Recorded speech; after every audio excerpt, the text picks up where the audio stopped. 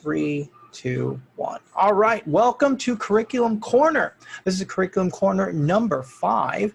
And this week we are going to look at project-based IEP goals. So we're going to talk about using engaging projects to aid our students in IEP progress. Now, when we look at our IEPs, this is straight from Welligent, we'll see this statement.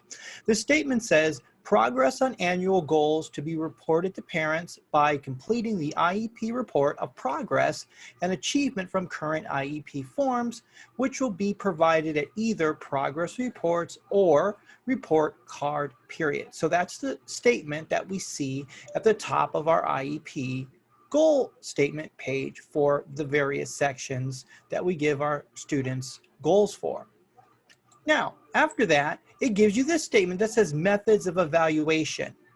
And then it gives you 9, in Welligent, it gives you 9 different choices. But I'm going to look today at 2 of them. One method of evaluation is a portfolio, and the second one is other. And this is what is going to give us the framework to choose to use projects to show IEP progress goals. And I think that's going to be much more engaging. And I think it's going to produce some really great work that our students can be proud of. So let's jump on into this. Okay, I snatched this. This is an IEP goal from a student IEP here at El Mansur. I just took out the name. This is the goal. By January 2020, given 20 familiar illustrated CVC words with the same vowel, e.g. short I, from a decodable grade level literacy text, will correctly segment the beginning, middle, and the end sound of the word using elegant boxes and counters with direct teacher prompting. The teacher says the words for 16 out of 20 words for 4 out of the 5 decodable grade level text. So let's turn this into a project. Well, here we go. Here is our short word vowel list, CVC words. Let's look at these words. Now we can see these words in a bunch of different places. Curriculum is not simply confined to a textbook, okay? Curriculum exists in real life.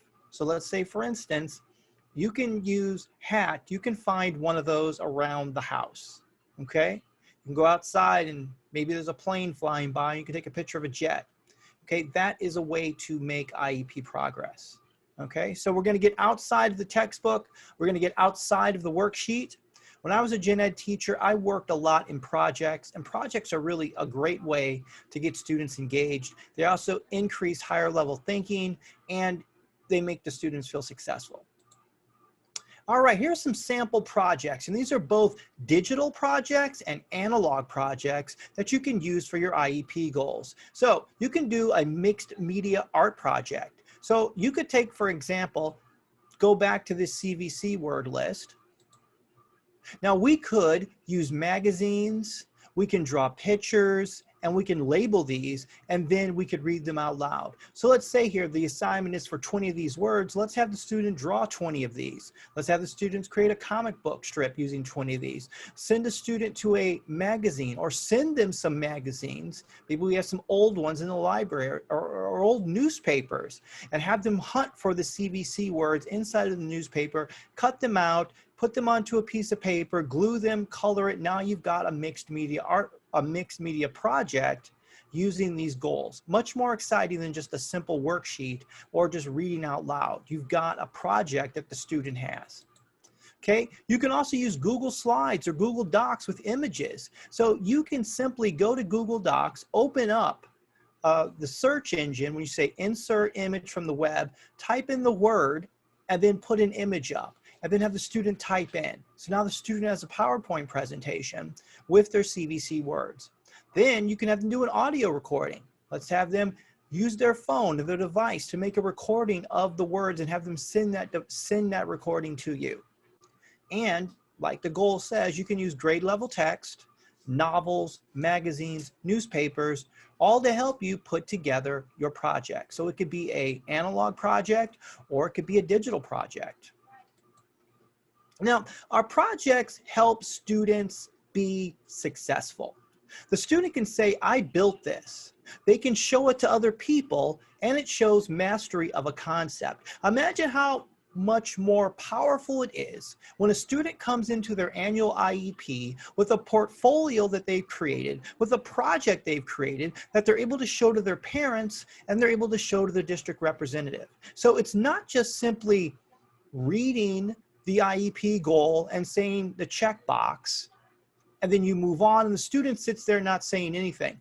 But the student gets to actually display their work that is aligned with their IEP goals. That is very powerful. And that shows that, wow, we are being successful. And then that helps the student feel successful because they're not just sitting in the IEP passing time.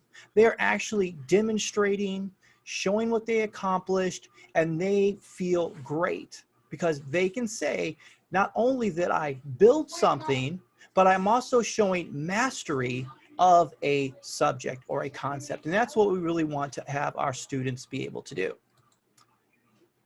Right here is the Disney Theater. Disney Theater was created by Frank Gehry. Now, this was a project. So we know that at the end of this building being created, we know that Frank Gehry had to master architectural procedures and compliances, and he was a master architect, and his mastery is on display for all the world to see.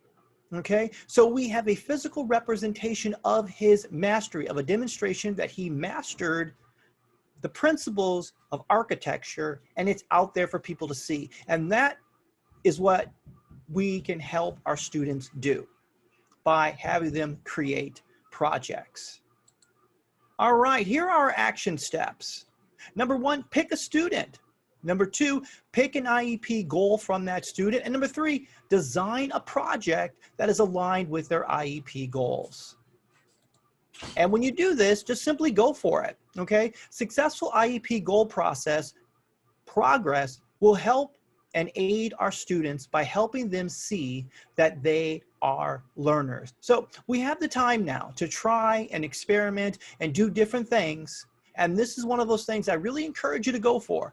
Go for using your time to generate specific projects that are aligned with your students' IEP goals. I'm going to spend a couple of weeks talking about how to do this a little bit more, because I think this is a really good thing that we can do. And this is something that will benefit you if you're in a teaching program right now.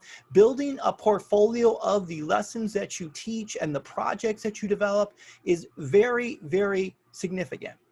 Also, I sent you out the blog post last week talking about project-based learning. Project-based learning is really what a lot of people are advocating for in education.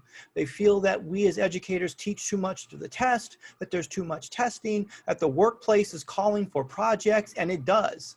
The workplace is calling for people to be able to create things. And if our students are able to create things, they will be able to chart a course for themselves. So, help them do that, go for it, create projects, helps them show goal progress. It keeps us compliant with an IEP, and I think it's so much more powerful if our students are coming to an IEP with projects that they have built and put together on their own. So go for it, and I'll talk to you soon. I'll talk more about this next week over the next couple of curriculum corners. Anyway, have a great rest of the day. Take care. See you soon. Bye-bye.